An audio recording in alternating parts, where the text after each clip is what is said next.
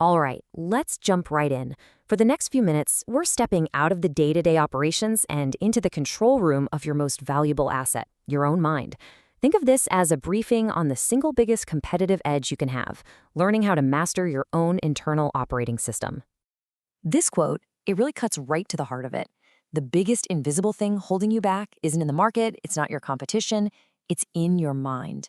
We're about to make that unseen program visible, and when we do that, we're going to hand you the controls. So let's talk about those moments, that flash of self-sabotage, that feeling of imposter syndrome, that one pattern you just can't seem to shake.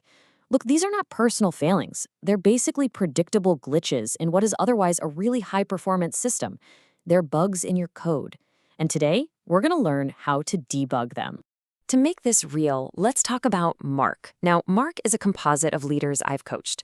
He's got the corner office on the 42nd floor, he's totally conquered his industry, but inside, there's a script running that says, any minute now, they're going to figure out I don't belong here.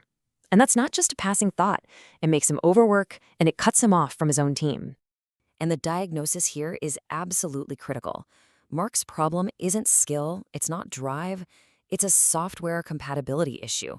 He's trying to run a next-generation career on, Anxiety 1.0, software that was coded when he was a kid just trying to fit in. The moment you see it as a technical problem, not a character flaw, everything changes. So to really debug this system, you've got to understand its architecture. And this isn't just some abstract theory, this is essential need-to-know stuff for any leader who has to make high-stakes decisions under pressure. And here it is. This is the most critical metric for your leadership dashboard. Cognitive neuroscience shows that up to 95% of your cognitive activity, we're talking gut feelings on a new hire, strategic moves in a negotiation, it's all happening at the unconscious level. Think about it like this. That 5%, your conscious mind, the part listening to me right now, that's the CEO. It sets the goals, it uses logic. But that other 95%, that's the entire organization. It holds every memory, every habit, all the long-term programming that's actually steering the ship. So the CEO can want to go one way, but if the rest of the organization is programmed to go another, well, you know who wins that fight. Every single second, your nervous system is processing about 2 million bits of data. And this is everything, from market signals and financial reports to the tiny shift in a client's tone of voice or that micro-expression on a team member's face during a big pitch. So here's the kicker for every leader. To stop a total system meltdown, your brain has to filter those 2 million bits down to a manageable 7 chunks of info. The critical question then becomes, what rules are my filters using? Because those filters, they don't just show you reality, they literally create it for you. Okay, let's get tactical. We're going to look at the 3 specific lines of code, these universal filters that run every single perception you have, every interaction you lead, and every strategic choice you make.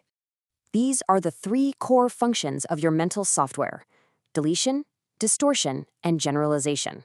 They're not good or bad, they just are. They are simply the processes your brain uses to build your experience of the world. First up, you've got deletion. This is when your brain just flat out ignores data. So if you have an unconscious belief that a project is doomed to fail, you will literally delete all the positive feedback from the board meeting and zoom in on that one tiny critique. This is exactly how strategic blind spots get created. Next, there's distortion. This is where you take incoming data and just twist its meaning. You're pitching a new idea, and your top engineer glances at their watch. You distort that to mean, they hate my idea.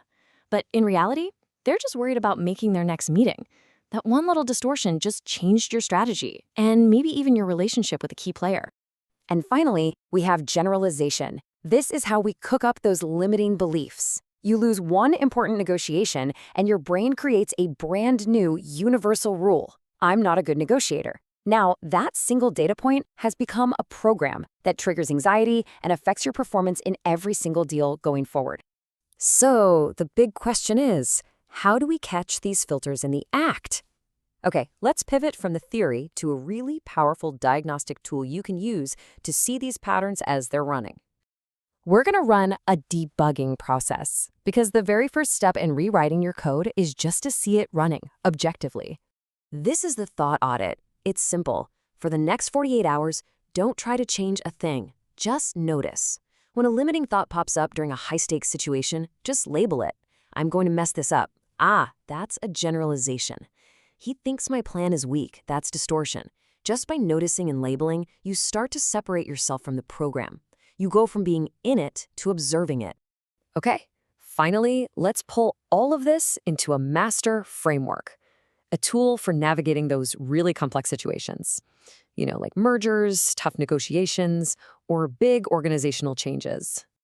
The core principle is this: the map is not the territory. Simple, right? But profound. Our internal perception of reality, our map, which is built by all those filters, is not the same as objective reality, the territory. I'd argue that almost every conflict and bad decision comes from confusing the two. And this slide really nails the difference. Your map, it's full of your assumptions, your biases, your feelings. The territory, that's the observable data, the actual terms in the contract, the verifiable behaviors of your team. The best leaders in the world operate from the territory, while constantly checking their map for biases. So here are 3 ways you can apply this immediately. During a tense negotiation, you have to separate your feelings about the other side from the actual terms on the page.